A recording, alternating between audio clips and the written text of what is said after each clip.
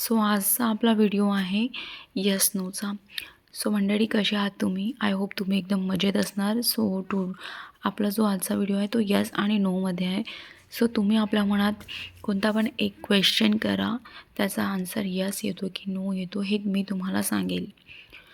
आणि त्यामध्ये पाहिल 1 आणि 2 आहे. हे 1 आणि 2मधून आधी क्वेश्चन करा, डोळे बंद करा.